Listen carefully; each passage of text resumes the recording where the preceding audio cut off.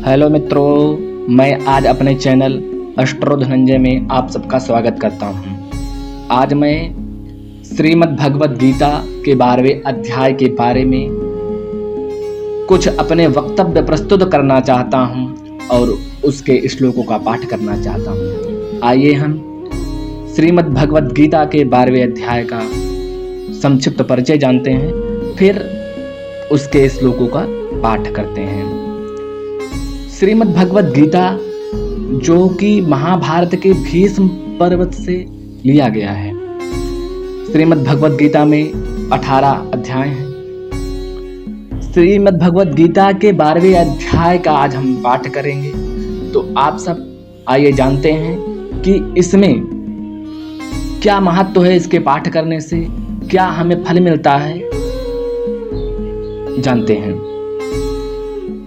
भक्ति के महत्व और उनके मार्ग की व्याख्या करता है। इस अध्याय में भगवान श्री कृष्ण अर्जुन को बताते हैं कि कैसे वे भक्ति के माध्यम से उनका सामीप्य प्राप्त कर सकते हैं और अपने जीवन को सार्थक बना सकते हैं। भक्ति का मार्ग, यह अध्याय भक्ति योग के महत्व पर प्रकाश डालता है और बताता है कि कैसे समर्पण और प्रेम के माध्यम से भगवान को प्राप्त किया जा सकता है, भगवान का सामीप्य। श्री कृष्ण बताते हैं कि जो भक्त उनसे प्रेम करते हैं, उनका ध्यान करते हैं और उनकी सेवा में समर्पित रहते हैं, वे उन्हें प्राप्त कर सकते हैं। गुण और कर्म बताते हैं कि भक्त के क्या गुण होने चाहिए और वह कैसे कर्म करे जिससे वह भगवान को प्रसन्न कर सके। शांत और स्थिर बुद्धि, कहते हैं कि जो भक्त स्थिर बुद्धि वाला है वह भगवान को प्राप्त करने में सफल होगा। संतुष्टि, ऐसा कहा जाता है कि भगवान को हम बहुत मानते हैं, भगवान के प्रति हमारी बहुत श्रद्धा है, लेकिन हम बाहरी से दिखाते हैं लेकिन हमारे मन को संतुष्टि नहीं मिलती है। हम कुछ करते हैं तो उसकी हमें फल की इच्छा रहती है। फल की इच्छा किए बिना ही आप कर्म करिए, फल आपको स्वतः ही प्राप्त होगा। तो संतुष्टि ही, भगवान श्री कृष्ण कहते हैं कि जो भक्त संतुष्ट है वह भगवान को प्राप्त करने में सफल होगा।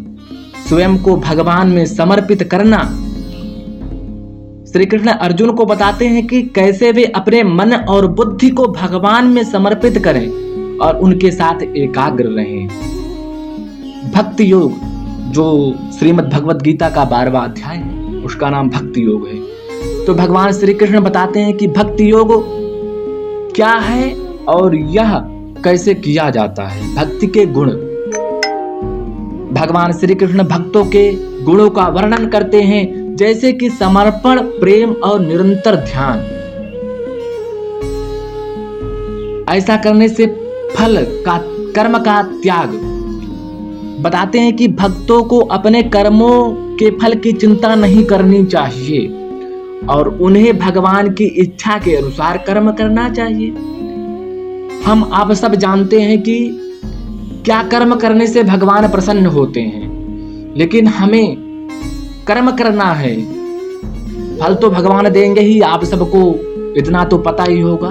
फल की चेष्टा नहीं करनी है मुझे, अतः अभी कलिकाल चल रहा है, फल की चेष्टा तो हम करते हैं, फल की चेष्टा से ही हम भगवान को रिझाते हैं, मनाते हैं, उनकी प्रार्थना उपासना करते हैं। परंतु अगर आप फल की इच्छा किए बिना जो कार्य करते हैं वह जल्दी ही सिद्ध होता है और आपका मनोरथ सिद्ध होगा।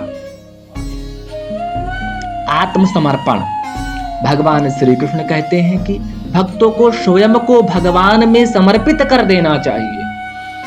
अगर आप अपने आप को भगवान में समर्पित कर देंगे तो आपका जीवन बन जाएगा।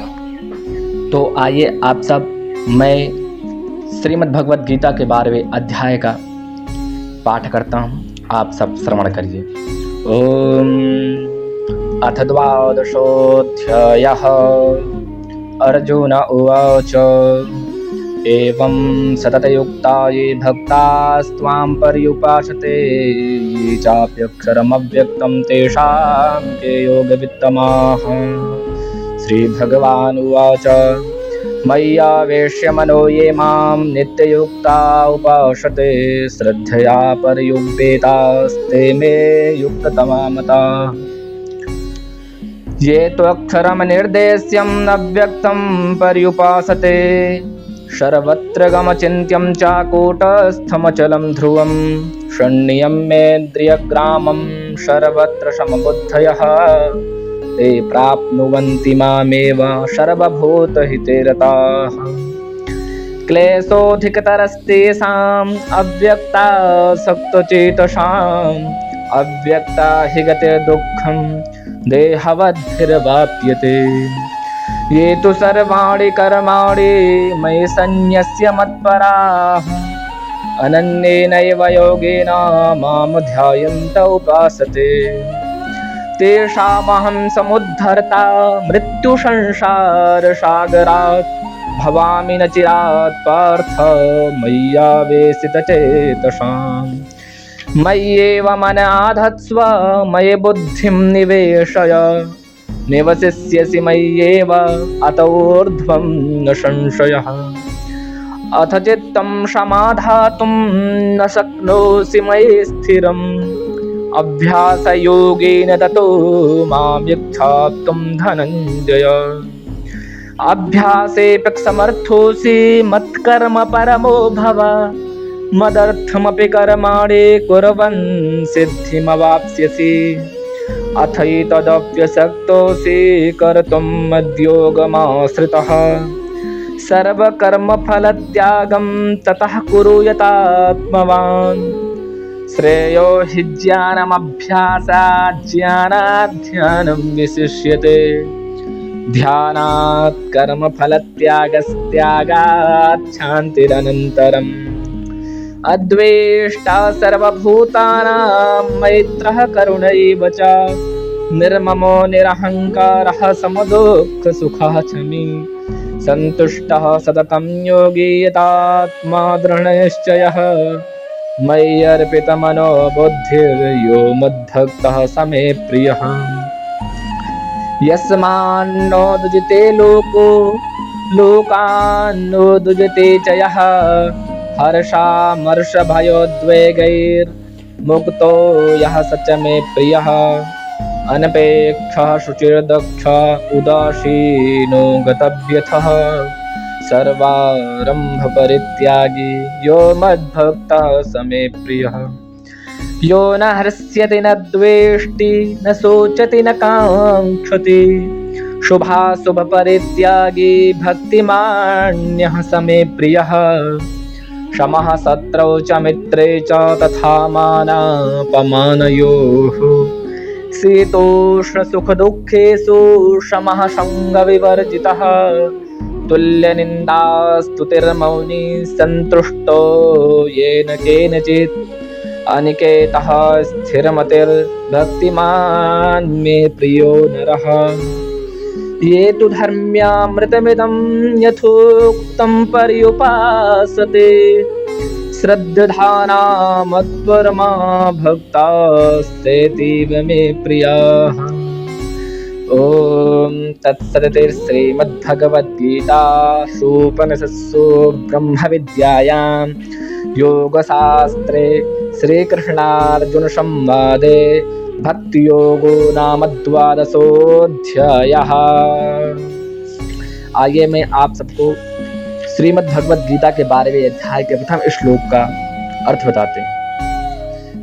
इसमें अर्जुन बोले, जो अनन्य प्रेमी भक्तजन पूर्वोक्त प्रकार से निरंतर आपके भजन ध्यान में लगे रहकर आप सगुण रूप परमेश्वर को और दूसरे जो केवल अविनाशी सच्चिदानंद निराकार ब्रह्म को ही अति श्रेष्ठ भाव से जानते हैं, उन दोनों प्रकार के उपासकों में अति उत्तम योगवेत्ता कौन है।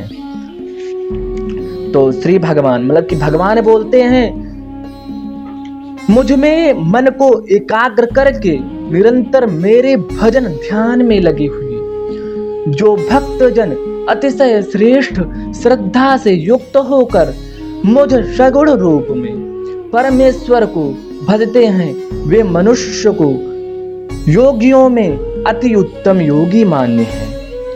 योगियों में अति उत्तम योगी माना जाता है, वही मेरा अतिशय प्रिय भक्त है। नमो नमः मित्रों।